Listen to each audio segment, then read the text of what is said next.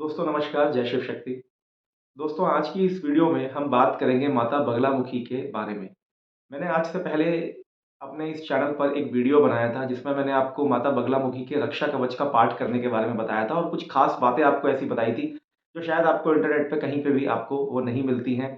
कैसे बिना गुरु बनाए भी आप माता बगलामुखी की साधना करके विशेष लाभ प्राप्त कर सकते हैं। अगर आपने अभी तक उस वीडियो को नहीं देखा है, तो उस वीडियो का लिंक मैं डिस्क्रिप्शन में शेयर करूँगा, आप ज़रूर उस वीडियो को देखना और आपको उसमें काफ़ी कुछ सीखने को मिलेगा माता बगलामुखी की साधना से रिलेटेड। आज मैं आपको बताऊँगा कि माता बगलामुखी की साधना से आप कैसे वाक सिद्धि प्राप्त कर सकते हैं। दोस्तों वाक सिद्धि का मतलब होता है, आपकी वाणी में एक शक्ति आती है, एक प्रखरता आने लगती है। आप जो बात बोलेंगे उसका प्रभाव दूसरों पे पड़ने लगता है। आप जैसा बोलेंगे लोग उसको फ़ॉलो करने लगेंगे, लोग आपकी बात को सुनने लगेंगे, आपको सीरियसली लेना शुरू करेंगे। आप जहाँ खड़े हो जाएँगे, तो आपके शत्रु या आस-पास के लोगों पर आपका एक विशेष प्रभाव पड़ने लगता है। आप जो मुँह से बोलते हैं, वो सिद्ध होने लगता है, वो मैनिफेस्ट होने लगता है, वो रियलिटी में कन्वर्ट होने लगता है। इसको हम वाक सिद्धि कहते हैं। इस तरह की वाक सिद्धि अगर आप प्राप्त करना चाहते हैं, तो आपको माता बगलामुखी की साधना ज़रूर करनी चाहिए। दोस्तों, माता बगलामुखी की साधना से आपको कोर्ट कचहरी, झूठे मुकदमों से आपको विजय प्राप्त होती है। आपका शत्रु अगर आपको लगता है आपके आस-पास में दुश्मन है, शत्रु आपको परेशान कर रहे हैं, लोग आपका काम बिगाड़ देते हैं या आपकी कुंडली में कुछ ऐसे राहु, केतु, शनि, मंगल जैसे पाप ग्रह, अशुभ ग्रह यदि आपको परेशान करते हैं, आपका कोई काम बनने नहीं देते, तो ऐसी परिस्थिति में भी आपको माँ बगलामुखी की शरण में ज़रूर जाना चाहिए। अगर किसी की जन्म कुंडली में देवगुरु बृहस्पति अगर एफ़्लिक्टेड होकर के नीच स्थान में बैठे हैं या कमज़ोर अवस्था में हैं, तो ऐसी परिस्थिति में भी आपको माता बगलामुखी की साधना ज़रूर करनी चाहिए। अगर आपकी जन्म कुंडली का जो सेकंड हाउस है, जो आपकी स्पीच को, आपकी वाणी को रिप्रेज़ेंट करता है, अगर वो भी किसी का कमज़ोर है या वहाँ पे पाप ग्रह बैठे हुए हैं या वो एफ़्लिक्टेड है, तो उस परिस्थिति में भी आपको माता बगलामुखी की साधना ज़रूर करनी चाहिए। अगर आपके जन्म कुंडली में बुध ग्रह अगर किसी अशुभ ग्रह के साथ युति में है या बुध अगर नीच का फल आपको दे रहे हैं, नीच के हैं, अफ़्लिक्टेड होके बैठे हैं, तो ऐसी परिस्थिति में भी आपको माता बगलामुखी की साधना ज़रूर करनी चाहिए। दोस्तों मैंने अपनी पिछली वीडियो में आपको एक माता बगलामुखी का रक्षा कवच का पाठ करने के लिए आपको मैंने बताया था। आप उस वीडियो को ज़रूर देखना, उसमें एक रक्षा कवच आपको दिया गया है। आप चाहें तो उस रक्षा कवच का पाठ आप किसी भी वीरवार के दिन से, आप अगर उसका पाठ करना शुरू करते हैं और नियम से कम 11 पाठ अगर आप नियम से माँ बगलामुखी के रक्षा कवच का अगर आप पढ़ना शुरू करते हैं, तो आप देखेंगे कि कुछ ही दिनों में धीरे-धीरे 21 दिन, 41 दिन के अंदर आपकी वाणी में एक ख़ास तरह का एक प्रखरता, एक बल आना शुरू हो जाएगा, एक शक्ति आनी शुरू हो जाएगी।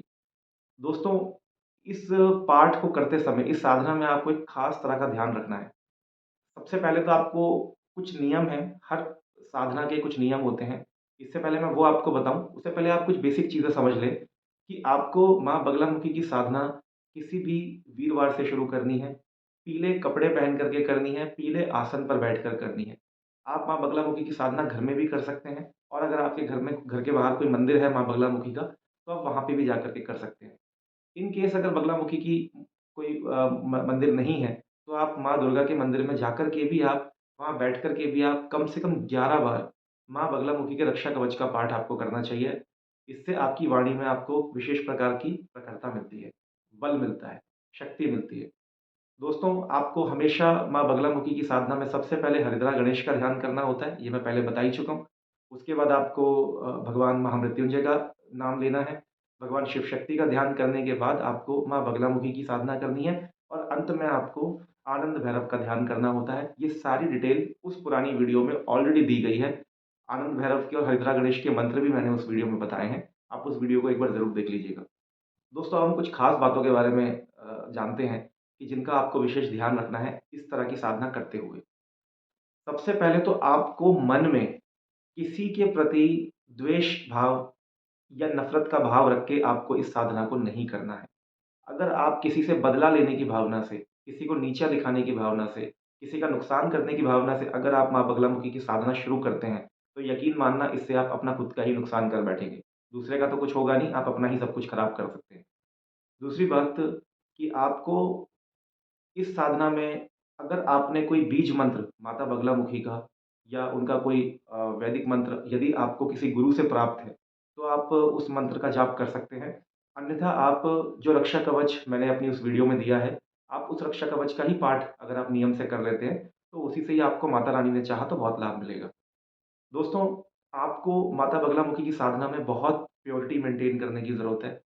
नॉन-वेज आप कंज़्यूम अगर करते हैं, तो जितने समय आप साधना करेंगे, आपको नॉन-वेज कंज़्यूम नहीं करना है। एक बात का ध्यान रखना है कि माता बगलामुखी की साधना हमेशा वीरवार से होती है, वीरवार का दिन हम माता बगलामुखी को ही डेडिकेट करते हैं। तो आपको बृहस्पतिवार के दिन कभी भी आपको नॉन-वेज कंज़्यूम नहीं करना चाहिए।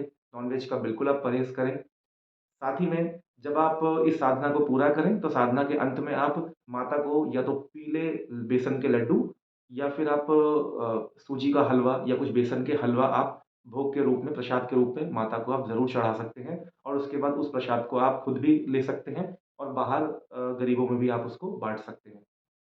आपको इस पूरी साधना के दौरान अपने मन के भाव को बहुत शुद्ध रखना है।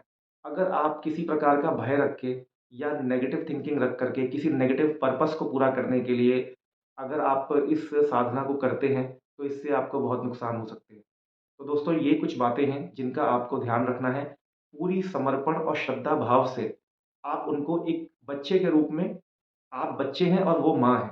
ऐसा मान कर के अगर आप माता बगलामुखी के शरण में जाते हैं, उनको माँ के रूप में मानते हुए अगर आप जाते हैं और खुद बच्चा बन के आप उनसे कुछ माँगते हैं, तो निश्चित रूप से जो भी आपकी समस्याएँ हैं, उनका आपको समाधान ज़रूर प्राप्त हो सकता है।